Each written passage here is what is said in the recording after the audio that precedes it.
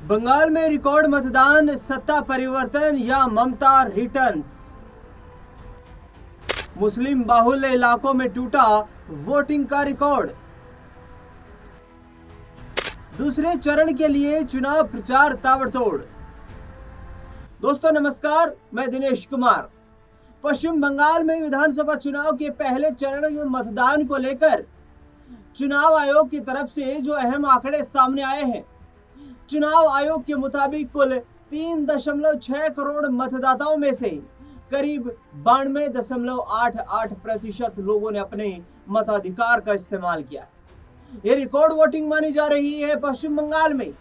यह record voting क्या सत्ता परिवर्तन की लहर है या फिर भारी भरकम मेजोरिटी के साथ फिर से ममता बनर्जी को जीत का चौका लगाने का अवसर पश्चिम बंगाल की जनता ने दे दिया है?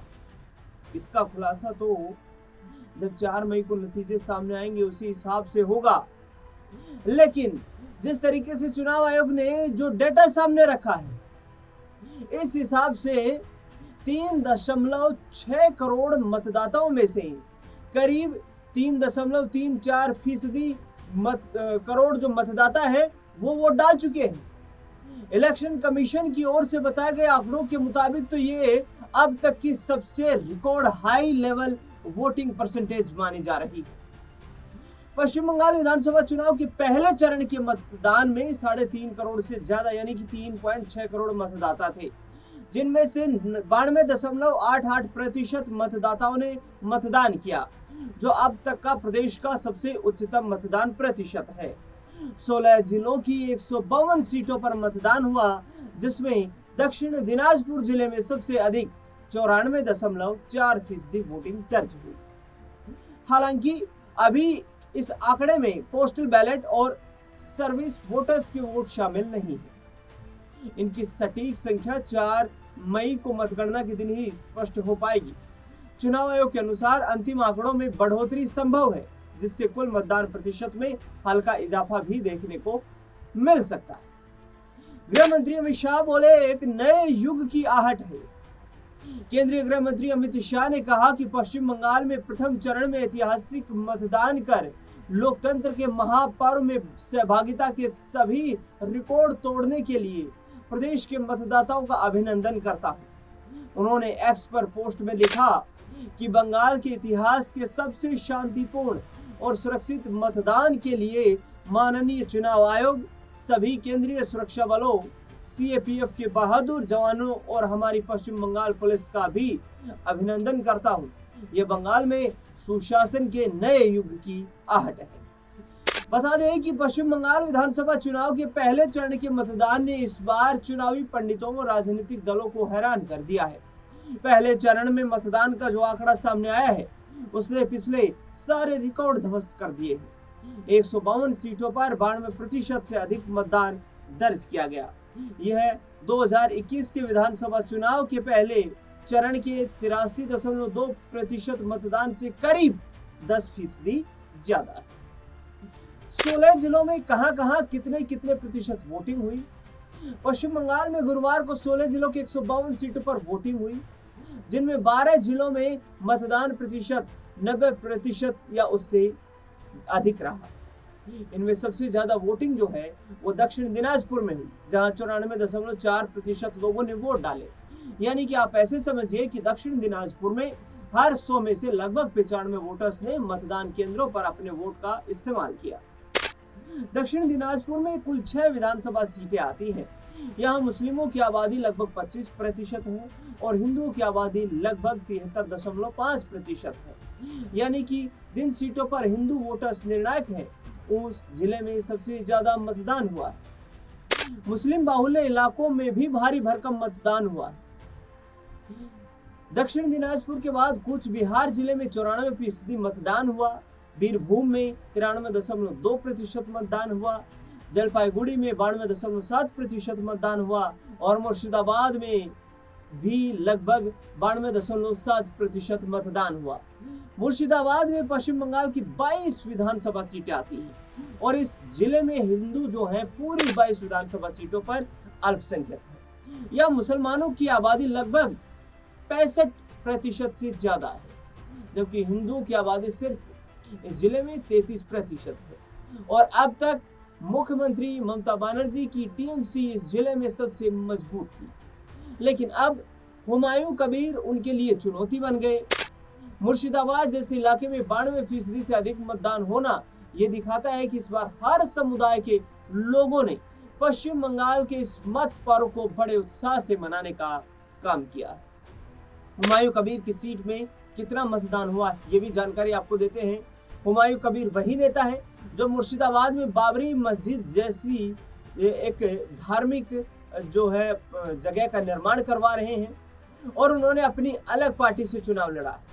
अगर हुमायूं कबीर मुस्लिम वोटों का विभाजन करते हैं तो यहाँ मुर्शिदाबाद की कम से कम 13 सीटों पर समीकरण बदल जाएंगे और हुमायूं कबीर और टीएमसी की लड़ाई में बीजेपी को यहाँ फायदा हो सकता है।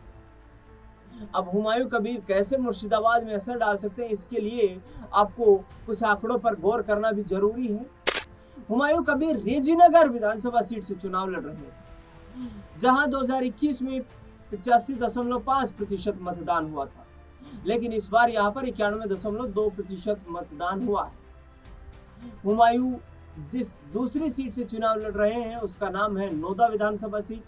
इस सीट पर पिछली बार 86.2% मतदान हुआ था, लेकिन इस बार यहां पर 93.3% मतदान हो चुका है। अब मुर्शिदाबाद में सारा खेला इसी बात पर टिका है कि हुमायूं कबीर ममता बनर्जी के मुस्लिम वोट बैंक में कितनी सेंध लगा पाते हैं और यदि सेंध वो लगाते हैं तो इसका फायदा बीजेपी को कितना मिलता हुआ नजर आता है। पहले चरण में हिंदू मुस्लिम वोटर्स का समीकरण जो है उसको समझाने का प्रयास करते हैं।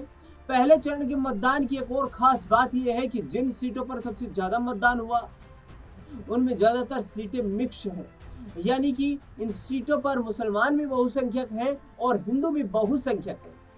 जैसे मुर्शिदाबाद की भगवान गोला सीट पर 96.5% मतदान हुआ है, वहां पर 85% आबादी जो है मुसलमानों की, सिर्फ 14.2% आबादी हिंदुओं की। इसके बाद रघुनाथगंज में 96.2% मतदान हुआ और ये सीट भी मुर्शिदाबाद में आती है, जहां 80% वोटर्स मुस्लिम हैं।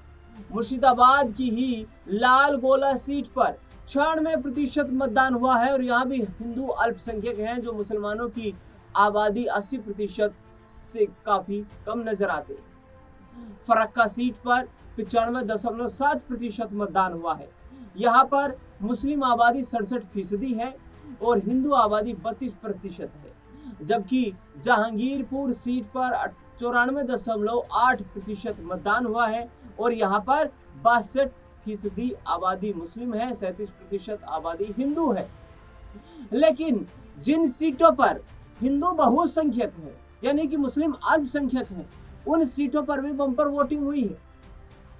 मुस्लिम सीटों के मुकाबले हिंदू बहुल सीटों में औसतन 2 से 2.5% वोटिंग कम आंकी गई है, लेकिन उसके बाद भी रिकॉर्ड वोटिंग हुई है और इसी में पहले चरण की वोटिंग का पूरा नतीजा छिपा हुआ बताया जा रहा है। यह एक सवाल ये भी है कि इस बम्पर वोटिंग से बीजेपी के चांस बढ़ गए हैं, क्योंकि बीजेपी अब तक ये आरोप लगाती थी कि टीएमसी के डर से बहुत सारे लोग चुनाव में भयमुक्त होकर यानी कि बिना डरे वोट नहीं डालते थे और आरोप बीजेपी की तरफ से ये लगाया जाता रहा है कि टीएमसी के लोगों के द्वारा, ममता बनर्जी की पार्टी के लोगों के द्वारा आम लोगों को पश्चिम बंगाल में मतदान से पहले डराया धमकाया जाता था और इसका नतीजा ये निकलता था कि लोग कम मतदान करने के लिए निकलते थे। लेकिन ये कहना भी बेमानी होगा कि ये जो रिकॉर्ड मतदान हुआ है ये सत्ता परिवर्तन के लिए हुआ है। हमने हरियाणा में देखा रिकॉर्ड मतदान हुआ, सत्ता परिवर्तन नहीं हुआ। महाराष्ट्र में देखा रिकॉर्ड मतदान हुआ लेकिन सत्ता परिवर्तन नहीं हुआ। बिहार में देखा कि रिकॉर्ड मतदान हुआ लेकिन सत्ता परिवर्तन नहीं हुआ। तो कुल मिलाकर के सत्ता परिवर्तन होगा या जो है सरकार रिपीट होगी, ये तो 4 मई को नतीजा आने पर ही स्पष्ट हो पाएगा। लेकिन ये जो मतदान हुआ है इसने पश्चिम बंगाल की राजनीति को एक नई दिशा देने का जरूर कहीं ना कहीं काम कर दिया।